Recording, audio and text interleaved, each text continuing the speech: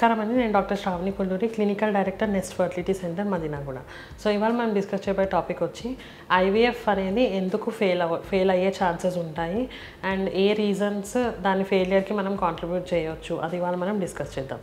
So బేసిక్గా IVF అనేది not a gun shot sure procedure. IVF అనేది ఏంటి అంటే కొంతవరకు మనము గ్యామెట్స్ని మనం చూస్తాం, లైక్ ఎగ్స్ అండ్ స్పర్మ్స్ని మనం మైక్రోస్కోప్ కింద చూడగలం కాబట్టి, అండ్ లోపల జరిగేదంతా మనం బయట చేస్తాం, లైక్ మనం లోపల జరిగే ఫర్టిలైజేషన్ ప్రాసెస్ అంతా మనం బయట ల్యాబ్లో చేస్తాం కాబట్టి కొంతవరకు మనము అసెస్ చేయగలం అనమాట. ఎగ్ క్వాలిటీ ఎలా ఉంది, స్పర్మ్ క్వాలిటీ ఎలా ఉంది, ఎంబ్రియో క్వాలిటీ ఎలా ఉంది అవన్నీ.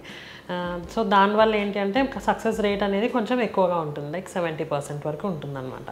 సో ఆ 30% ఫెయిలియర్ అయ్యే ఛాన్సెస్ ఎందుకు ఉంటాయి, ఏ రీజన్స్ వల్ల ఫెయిల్ అయ్యే ఛాన్సెస్ ఉంటాయి, అవి వల్ల మనం డిస్కస్ చేద్దాం.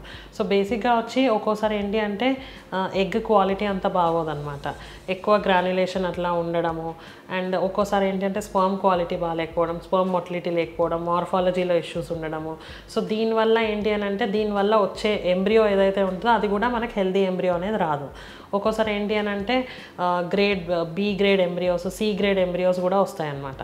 సో వీటికి ఏంటి అంటే మనం ఏ గ్రేడ్ ఎంబ్రియోస్ కన్నా లైక్ కాంపాక్షన్, బ్లాస్టోసిస్ట్ వాటికన్నా ఏంటి అంటే ఈ తక్కువ గ్రేడ్ ఎంబ్రియోస్ వల్ల సక్సెస్ రేట్ అనేది మనకు తగ్గుతుందన్నమాట. సో ఎంబ్రియో క్వాలిటీ అనేది మెయిన్ ఫ్యాక్టర్ అనమాట. సో ఒక్కోసారి ఏంటి అని అంటే మెటర్నల్ ఏజ్ కూడా ఒక ఇష్యూ అవ్వచ్చు. సో యూజువల్గా 25 ఇయర్స్ ఫీమేల్స్కి ఉన్న ఎగ్ క్వాలిటీ అనేది వన్స్ 35 దాటితే ఆ ఎగ్ క్వాలిటీ అనేది పడిపోతూ ఉంటుంది.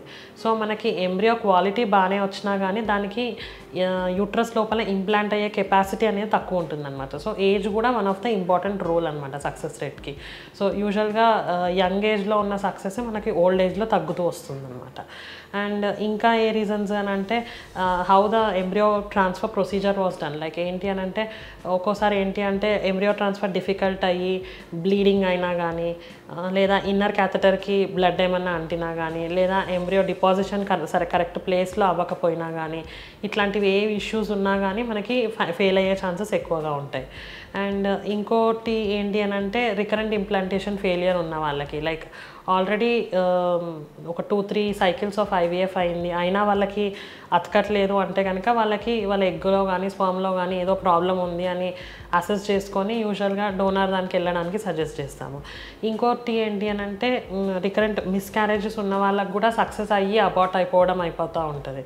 సో అది కూడా one of the reason. But దీంట్లో ఏంటంటే ఇంప్లాంటేషన్ అవుతుంది కాబట్టి సక్సెస్ రేట్ అనేది ఎఫెక్ట్ అవ్వదు. బట్ ఏంటి అంటే వాళ్ళకి అయినా కానీ మిస్క్యారేజెస్ అయ్యే ఛాన్సెస్ ఎక్కువ ఉంటాయి. అండ్ ఇంకోటి ఏంటి అంటే ఎంబ్రియో అనేది మంచి ఎంబ్రియోస్ అయినా లేక అన్యూప్లాయిడ్ ఎంబ్రియోసా అవి మనం కూడా చూసుకున్నట్లయితే కనుక ఈ అన్యూప్లాయిడ్ ఎంబ్రియోస్ అనేవి సక్సెస్ రేట్ అనేవి తక్కువగా ఉంటాయి. అండ్ దాంతోపాటు ఏంటి అంటే యూజువల్గా ఎండోమెట్రియం థిక్నెస్ ఎలా ఉంది అవన్నీ కూడా అసెస్ చేసుకొని మనం ఎంబ్రియో ట్రాన్స్ఫర్ అనేది చేసుకోవాలి. అండ్ ఎండోమెట్రియం థిక్నెస్ కూడా మనకి minimum 7 greater than 7 in frozen embryo transfer సైకిల్లో అయితే గ్రేటర్ దాన్ 7 అనేది ఉండాలన్నమాట థిక్నెస్. అండ్ లెస్ దాన్ 7 ఉంది అంటే better to abort that cycle. And ఇంకోటి ఏంటి అంటే హార్మోన్స్ ఎలా ఉన్నాయి, ఈస్ట్రోడైల్ ప్రొజెస్ట్రాన్ వాల్యూస్ ఎలా ఉన్నాయి బిఫోర్ ట్రాన్స్ఫర్, అవి కూడా మనం చెక్ చేసుకోవాల్సి ఉంటుంది అనమాట. సో అవి కూడా main important role for success అనమాట. అండ్ దీంతోపాటు ఏంటి అంటే కొంతమందికి మనం హిస్ట్రోస్కోపీ కనుక చేసుకున్నట్టయితే కనుక కొందరికి చిన్న సెప్టమ్ ఏదన్నా ఉండొచ్చు యూట్రస్లో, కొందరికి పాలిప్స్ ఉండొచ్చు, కొందరికి ఎండోమెట్రియంలో టీబీ ఉండొచ్చు. ఇవన్నీ ఏంటంటే మనకి బయటికి సిమ్టమ్స్ ఏవి కనిపించవు, ఎక్సెప్ట్ దట్ హిస్ట్రోస్కోపీలో మనం ఇవన్నీ కెమెరా పెడతాం కాబట్టి చూడొచ్చు. దాంతోపాటు ఒక చిన్న పీస్ తీసి బయోప్సీకి పంపితే మనకి ఈ ఎండోమెట్రియంలో కూడా టీబీ అట్లాంటిది ఏమైనా ఉందా అని కూడా తెలుస్తుంది అనమాట. ఎందుకంటే ఇవన్నీ ఉన్న సెప్టమ్ ఉన్న పాలిప్ ఉన్న లైక్ ఎండోమెట్రియల్ టీబీ పాజిటివ్ ఉన్న ఇవన్నీ కూడా సక్సెస్ని ఇండైరెక్ట్గా ఎఫెక్ట్ చేస్తాయి కాబట్టి ఇవన్నీ కూడా రూల్ అవుట్ చేసుకొని ట్రాన్స్ఫర్ చేసుకున్నట్లయితే కనుక మనం చెప్పిన 70 to 80% సక్సెస్ రేట్ అనేది మనం సాధించవచ్చు. లేదు అని అంటే కనుక నేను చెప్పిన కండిషన్స్లో అన్ని పాజిటివ్ ఉంటే కనుక మనకు సక్సెస్ రేట్ అనేది తగ్గుతూ వస్తుందన్నమాట.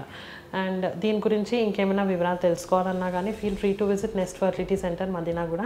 అలాగే తప్పక మా ఛానల్ని సబ్స్క్రైబ్ చేయండి, కింద ఉన్న బెల్ ఐకాన్ని ప్రెస్ చేయండి. Thank you.